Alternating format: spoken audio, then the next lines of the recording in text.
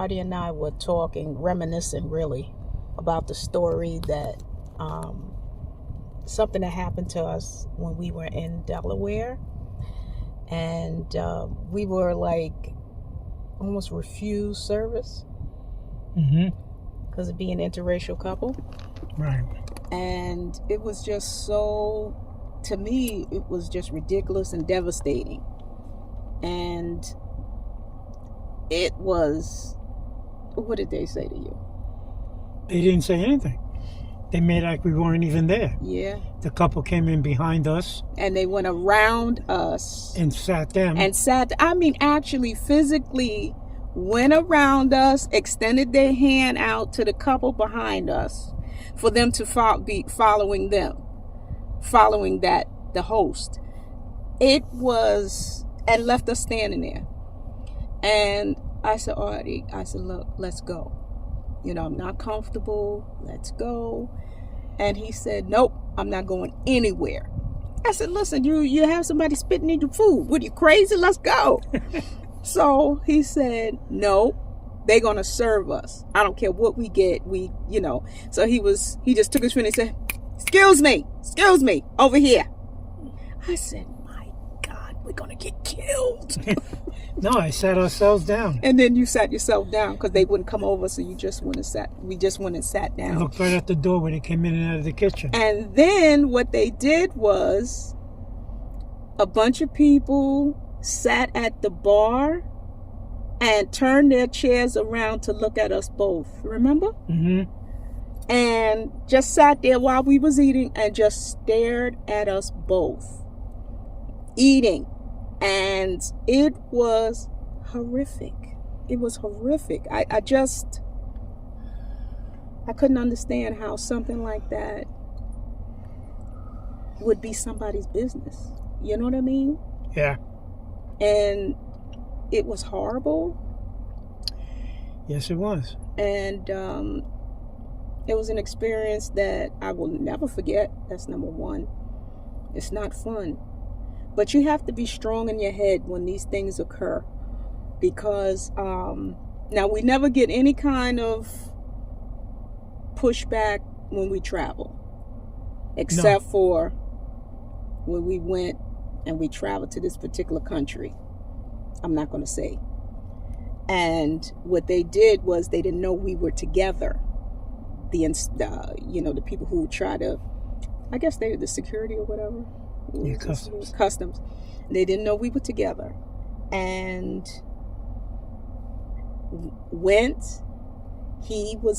Artie was in front of me. And he went, we were a little bit apart because I was doing something and maybe I was picking up something, my bag or something, the strap or whatever. I was trying to put the strap back. Anyway, so we were a little further apart and they let him go. They stopped me, searched me, and then the white guy that was behind me, they let him go. They just told him, come on. I said, you know what? And my husband, of course, got very upset. And I was like, look, we want to get on this plane. We got to get on this plane. Chill out. I said, this is something that happens to us often. And just don't get so upset by it. Just let's let it go. They want to search, let it go. So we did. We were able to board and everything like that. But little things, we moved in a place one time. We had neighbors, remember? And some neighbors, they looked at us, took their head and turned their head. And we're older. They were older. And I would figure that, it wouldn't be an issue, And we were in a 55 and over, right? Yeah. We were in 55 and over. And it was terrible. Just turn your head, and I'm saying to myself, what is going on? I just, these are the little things that we do experience. We have experienced.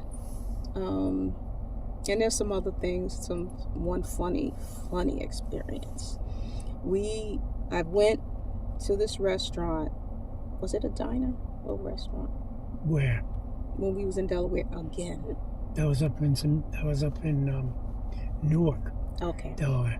And what happened was, I told Artie, I said, Artie, go get the table because I got to go to the bathroom.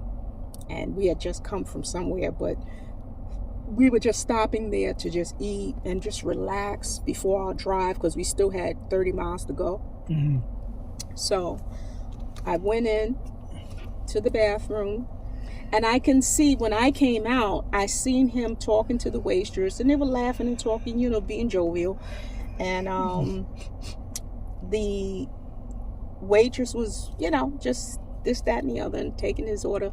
When I got to the table and she realized that I was with him, I said, Artie said, well, Rochelle, I already gave my order. What do you want? Blah, blah, blah. So I began to tell her, well, I want such and such, such. She said, we're out of it. Yeah. Everything you wanted, she was out of it. We're out of it. I said, okay. Do you have grilled cheese? We out of it. And I wound up getting something. I don't know what it was. I can't even remember. No, me neither. But I was just so, and I was like, what is? But anyway, we got whatever we got. It was very simple, and we were getting ready to leave. We got the check, getting ready to leave. So my husband, the New Yorker, the Brooklyn, being from South Brooklyn, as he says, he said, listen, I want you to change seats with me. I said, why? Why? I mean, we're getting ready to leave. He said, no, I'm telling you for a reason. So I didn't question it. I just changed seats. So when the check came, when the woman gave us the check, Artie says, listen, your service was, we just love your service. And everything was so, you just made us feel so relaxed. And so I looked at my husband with horror. And I didn't say anything, but I'm saying, what is he doing? So he said, Rochelle, don't worry about it. The girl goes. She goes to do the check. And what did you pay? Big bills, or you just paid the exact? No, you paid the exact money. Yeah, you paid the exact money. Give her a dime. A dime. A dime. He said, your tip is what's the name? The rest will be your tip. She was like, happy. Yeah. So she rang up that stuff at the register. He wanted me to change seats so he can see her face. No, so you could see her face. No, it was for you to see her face. You said, I just want to see this. So he looked at her, because my back was to the register. So, that's right. Right. My back was my front was to the register. You wanted me to change seats, right, so that way, you can see the register. So anyway, we did it and changed that. When she rang up the total for that particular sale, it was $1. He said, her face is pissed. She is pissed. I said, that's what she get. That's what she get. If I could have left her half a penny, I would have left her half a penny if I could, But anyway, it was, you have little things that do happen to you, and it's just surreal how people can be so ignorant to some things sometimes. Mm-hmm. I just don't understand. And I'm like, do you sleep with this person every night, or do I sleep with this person? Is it any of your business? Are you paying our taxes? Are you paying our car insurance? You paid our car insurance? Okay, I can understand. Okay, maybe you have some say so, but you ain't paying my car insurance, and you do not go to my job every day and punch it. Okay, you do not work for me. So it's just surreal. But I think sitting here, we just kind of reminisced, and we were just thinking about little things that have happened to us, interracial things, and just it's just sad. It's just sad. But we're on our way home now and going to binge watch our favorite shows. And tonight we're going to finish up watching season 6 of Northern Exposure. We have Prime, and we added our British channel. And I maybe have mentioned this before. We love our British channels. I have Acorn, I have BritBox, and any other British channels that I can get. But I don't know what it is. You have to see this show, Line of Duty. Try to see the whole thing. And I just love the British shows for the fact that you think that you know who did it, and you're sitting there, you're like, oh yeah, oh no. Then they wind up dead with some with a mystery or something. They wind up dead. You're like, oh, what? You can't figure them out. Yeah, you're like, well, they definitely didn't do it. So we enjoy little things like that, or little binge watching and travel. And we're getting ready for our upcoming trip to Spain, Paris, and we might jump over to Portugal. But we just are enjoying, and our anniversary is coming up. It'll be 15 years together. 15. So we're just, I want to just give you a little, just talk a little bit. Some of the things I'll be making where I'm at work. My husband doesn't know too much about how to old school. He doesn't know how to I'm lucky I can use the phone. So therefore he won't be really filming anything, any events at work or whatever. But I will. And but I just want to leave this note with you guys. The only thing that should be separated is laundry. Yep. And just keep that in mind. We're all equal. You should love who you want to love, and don't give a damn who says anything. Yes. Because love the person for who they are and what they are. That's right. Not with the color of their skin, or if they got one eye or one nose, or what. I mean, you know what I'm saying? We're all the same. Yes. So with that, God bless you. Have a good evening, and we'll talk to you soon. Okay, we're going to go home to our fur babies. One is Brooklyn and one is Bronx. Because she comes from the Bronx and I come from Brooklyn. So, and their personalities are like that. Yeah. Their personalities, they just really love it. Yeah, they Brooklyn, act like they're dogs. Brooklyn really. tries to extort the Bronx for money. Why you say that? He always saying something. Sometimes you got to watch him because he'll say something and catch you off guard. And you're like really going along with it. And you're like, wait a minute, hold up. Hold up. Like you told my dad. My father, he passed away 2 years ago. We miss him terribly. What happened was he said he used to love Home Depot. Every time you talk to them, Home Depot or Bob Evans, they're going to, and I can't stand going to that one place. But anyway, they said, oh, well, they got specials. They're like Seinfeld with the specials. With the after you got to catch that special. Anyway, but he loved Home Depot. So therefore, it worked out good for him because Home Depot was next to Bob Evans. So when we would come down to Delaware to visit my parents, we would have to go to, of course, to where they want to go to, Bob Evans.